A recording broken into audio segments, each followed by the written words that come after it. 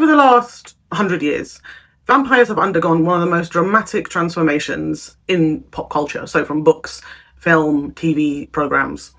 They began as this grotesque symbol of death, disease, for example, because at that time, you know, when they first began, they were there to represent unknown diseases and illnesses that killed people that they didn't know why. They didn't know why these people were dying.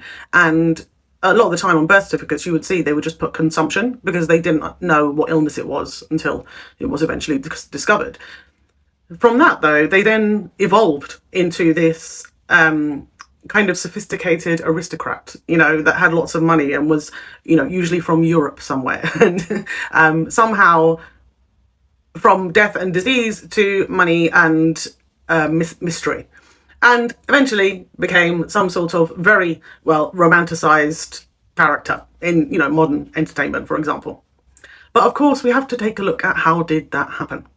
So the evolution of vampire in film and why audiences stopped fearing them and started falling in love with them. And if you're anything like me, there was a transition from obviously as a child being terrified of vampires and then of course wanting to be one, right? I am unfortunately in that circle, yeah. So before we get into movies, it's worth mentioning the vampire legends of course existed in cinema, existed long before cinema. Various cultures around the world told stories of the undead creatures, and this was in pretty much every culture.